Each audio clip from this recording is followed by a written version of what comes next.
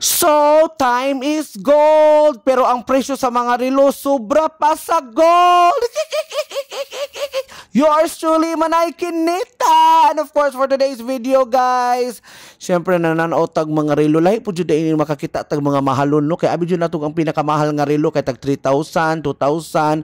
Pero kani, murag, ay, naku, makapalit na mga pila kabalay sa Deka Homes. Oy, magtanaw ko sa mga relo, no? In fairness, makaingon jud kag pag imong time jud inani ka mahal, kung inani pud ka mahal imong relo.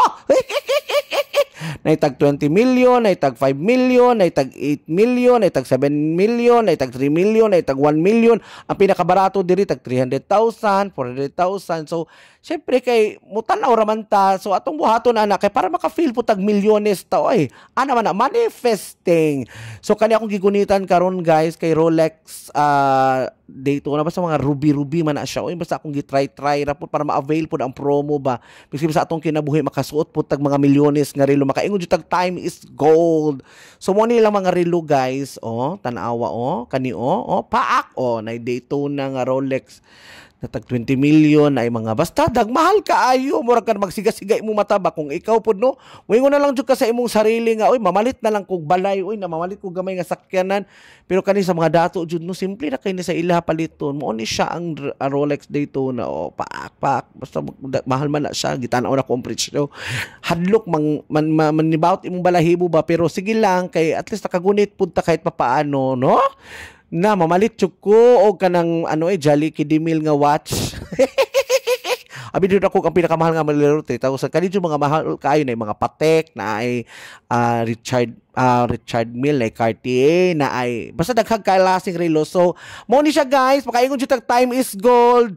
Kay kani mas mahal pa jud ni siya sa gold. So kung mahal inyong oras, pamalit mo ani kay kani jud makaingon jud mo og dato kayo mo kung inyong kamot mahal kaayo ang panahon o ang oras. Kani pala nga relo. Ay, grabe. Time jud. Ayan, makagunit to. Oy, kahit papaano sa tong kinabuhi, malay mo, ugma, makapalit na tag-ingon ani. Pohon, I claim it. Wala may masama kung mugunit-gunit da. So, sa mga gusto magpalit og relo, palit na mo. Pero of course, make sure na legit ang inyong mga ginapalitan. Kay lisod ka ayo daghan kay mga Pikachu karon o mga scam. So, kani atong giadtuan karon di kay nag-viewing man ta, legit jud di sila. Ug naa jud ni sila mga ang uban ng mga papers, mga inaanak, basta mga kuan good. So, ni siya ang relo is the key. Key is the clock. Time is gold. So, mahal jud ang relo kay kani siya pwede mo ni mapamana ninyo sa inyong mga anak, sa inyong mga puhon, asa sa may pamanahan ninyo. So, no? Tanawa nagsuot jud kuan lami kay ang feeling oy makasuot kag 20 million nga relo. Mura man tag malisang oy. Oh. Hoy, tawon mo ingon jud ko hala kakamahal sa kung panahon no kanang pag moagi ka sa kanang mga kaaway nimo ingon lang jud kag mahal akong time. No time for argue.